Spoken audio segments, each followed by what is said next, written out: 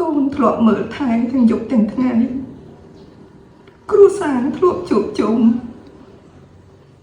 មានតែសម្លេងក្អាកក្អាយព្រោះតែរឿងទ្រព្យសម្បត្តិលុយកាក់តែមិនអាចបំពេញបំណងកូនបានទៅជាមើលឃើញម្ដាយ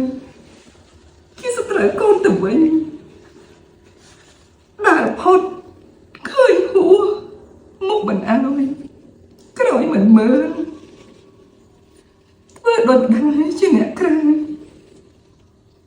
មើលងាយម្ដាយខ្លួនឯងមិនស្មើនឹងសម្រាមកូនលំបាកវេទនា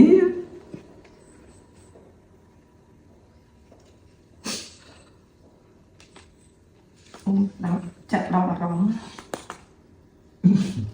ម៉ែណាបើសិនជាថែមកប្រូនេះកានម៉ែគឺសារខ្ញុំដាក់នៅក្នុងនេះទៅលោកវិសលស្បេះដាក់បងប្អូនឃើញណាវីតាមីន booster នេះមិនមែនប្រើតែខ្ញុំទេណាបងស្រូវក៏គាត់ប្រើដែរដោយសារគាត់ឃើញសក់ខ្ញុំលេងពោហើយធ្លាប់អ៊ុតធ្លាប់អីហើយសក់នៅតែស្អាតល្អហើយគាត់ធ្លាប់អ៊ុតសក់ទៅសក់គាត់នឹងស្ងួតហើយឆេះអញ្ចឹងគាត់ប្រើ10ពណ៌បៃតងហើយបងប្អូនឃើញខមមិនគាត់ប្រើក្នុងជីវិតពិតមែនហ្មងបងប្អូនហើយអានេះខ្ញុំយកវីតាមីនខ្ញុំទៅថតដល់ពណ៌ស្វាយខ្ញុំនៅសល់បន្តិចបងស្រូវឃើញគាត់ឆក់យកទៅតែម្ដងបងប្អូនចាដោយសារគាត់ថាគាត់លាបត្រូវហើយបើតាំងពីដើមមកគឺខ្ញុំអត់ដែររីកមិនណែនាំឲ្យមនុស្សប្រុសលាបទេដោយសារខ្ញុំគិតថាសក់មនុស្សប្រុសពិបាកលាបសក់គាត់ខ្លីប៉ុន្តែបងស្រូវគាត់ថាគាត់ជាក់ស្ដែងគឺគាត់លាបទៅត្រូវសក់គាត់ទន់ហើយវាបាត់អាចឆេះហ្នឹងអញ្ចឹងហើយបើគាត់ចេះតែបន្តលាបបងប្អូនឃើញគាត់យកមកលាបនៅកន្លែងថតគ្រប់ពេលគ្រប់វេលាតែម្ដងហើយបើសួរខ្ញុំថាខ្ញុំណែនាំមនុស្សប្រុសគឺខ្ញុំអត់ដែរណែនាំទេដោយសារសក់មនុស្សប្រុសខ្លីប៉ុន្តែគាត់ថាគាត់លាបត្រូវដែរអញ្ចឹងបងប្រុសក៏អាចលាបបានដែរគ្រាន់តែលាបចុងទៅបើសិនជាសក់បងស្ងួតបែកចុងអីចឹងណា